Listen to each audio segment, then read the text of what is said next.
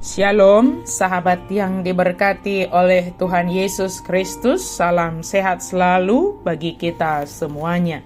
Marilah kita bersatu di dalam doa.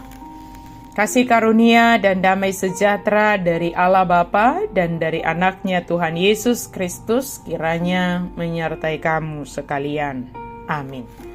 Firman Tuhan bagi kita pada hari ini tertulis dalam kitab Wahyu 20 ayat 11 sampai 15. Demikian firman Tuhan.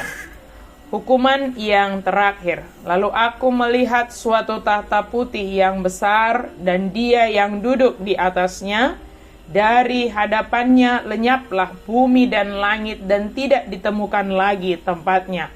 Aku melihat orang-orang mati besar dan kecil berdiri di depan tahta itu, lalu dibuka semua kitab, dan dibuka juga sebuah kitab lain, yaitu kitab kehidupan.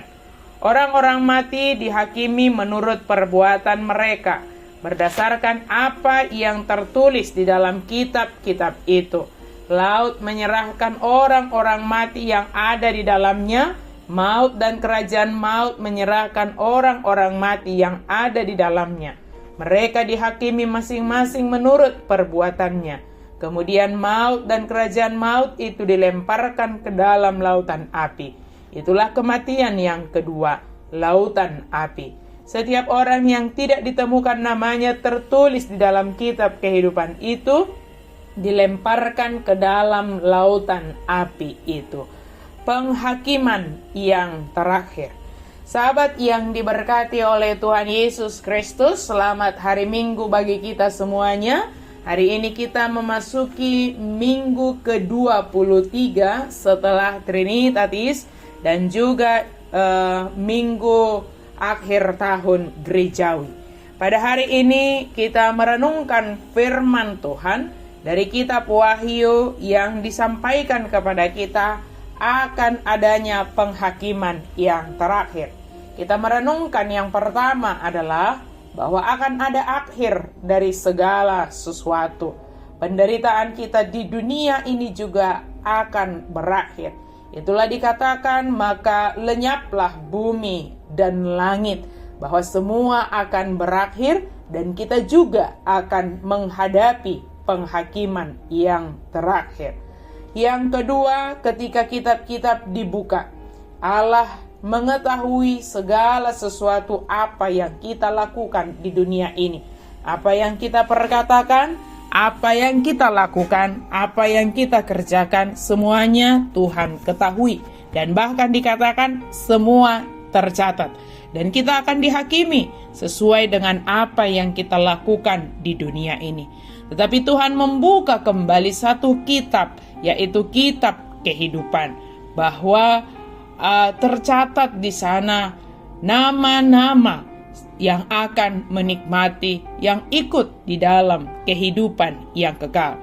Oleh karena itu, sahabat yang diberkati oleh Tuhan, ketika hari ini kita juga diingatkan akan hari kematian kita, memento mori, apakah kita juga sudah siap untuk menghadapinya?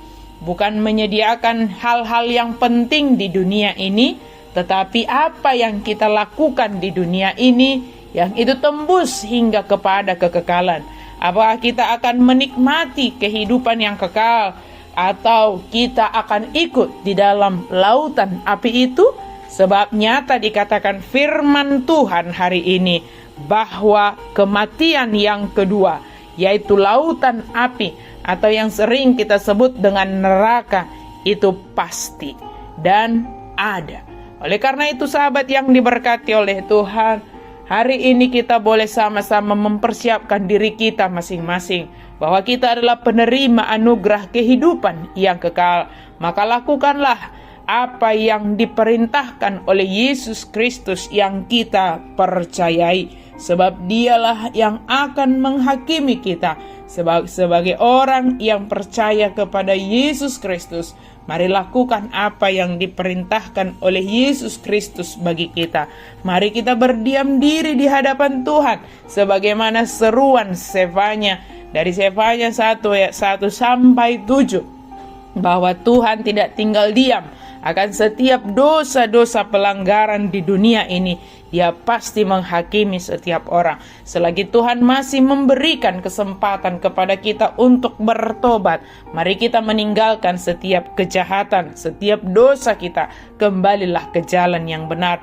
Mari persiapkan diri kita masing-masing, sebab kita tidak tahu harinya, waktunya bagi kita masing-masing atau kedatangan Kristus kedua kalinya.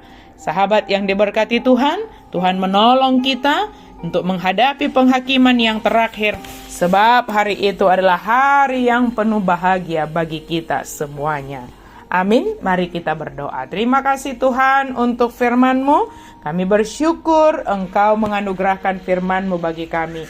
Biarlah kami boleh menjalani hari ini dengan baik ya Tuhan, seturut dengan kehendak Tuhan, dan kami melakukan apa yang Tuhan perintahkan. Dalam nama Yesus kami berdoa dan bersyukur. Amin.